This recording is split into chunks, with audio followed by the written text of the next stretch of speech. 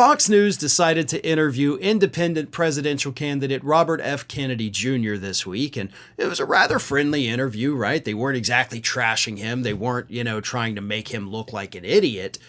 And that really seemed to piss off Donald Trump, right? Fox News is supposed to be the Trump network.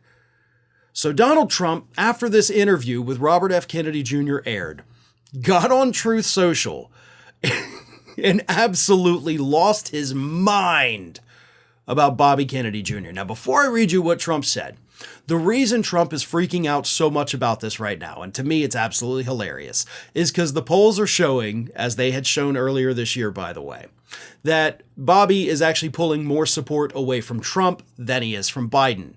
So Trump knows that. He's panicking, he's freaking out, and now he's pissed off that Fox News would dare put him on the air when they know that he's taken votes from Trump. So here's what Trump put on Truth Social. So bad that Fox News puts RFK Jr., considered the dumbest member of the Kennedy clan, on their fairly conservative platform so much. Competitive networks don't want anything to do with him. He's a radical left lunatic whose crazy climate change views make the Democrats' green news scam look conservative. He's polling badly, 8% at best, but says he does well against crooked Joe Biden and me, one-on-one. Wrong, he gets trounced. Junior said I'm the best debater in generations, and I want to debate him and Crooked, but first he's got to get his bad poll numbers up a lot. He would be easy pickings. With all of that said, he probably hurt Sleepy Crooked Joe more than us. And he put us in quotes, like I'm not sure what that means. Like that word did not need to have quotes around it. But he's trying to go scorched earth against Bobby right now. Like, he's the dumbest of the Kennedy clan. And, he also praises me, which I like. And for the record, I haven't addressed this yet, but yeah, Bobby Kennedy Jr. came out recently. He was like, Trump's like the greatest debater of a generation, which really is a dumb thing to say. Trump is not a good debater. Like, he does not get up there and factually, like, just damage his opponents. He goes up there like a giant bully and pushes people around. That's not debating. Yes, he can dominate on that stage, but not because of his debate abilities. It's because he's an asshole and he doesn't care if he makes fun of people and just, calls them fat or what. Like, he's not a debater. He's a jackass. And there is a world of difference between the two. And I'm just shocked that Bobby was like, he's a great debater. No, that's a very dumb thing to say. But here's the thing. Even with Donald Trump constantly attacking RFK Jr. right now because he's so worried about losing voters to him, he still goes out there and praises him, right?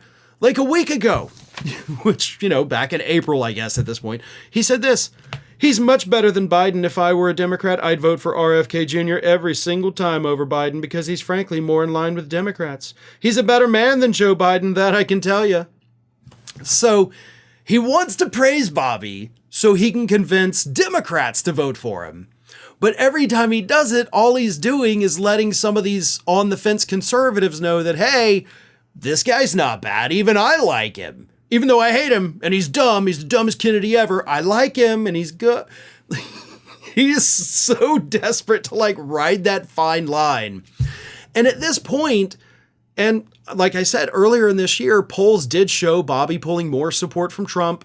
Then they kind of evened out a little bit. Now they're back to showing him pulling more from Trump because Bobby is using very conservative talking points in his appearances. But I think Bobby's play at this point, if I were his strategist, I would tell him to go more conservative because you have a huge chunk of the Republican base that is saying if Trump gets convicted in this hush money trial, I can't vote for him. I won't vote for him. So that actually opens up a huge avenue for Bobby to come in and take a lot of Republican votes to the point where he becomes a serious competitor, right? Basically nudging out the actual Republican candidate and becoming the de facto Republican candidate if Trump gets convicted. So Bobby's, I think, going with this strategy. That's what I'm seeing. And it seems to be paying off for him pretty well. And that is scaring the bejesus out of Donald Trump.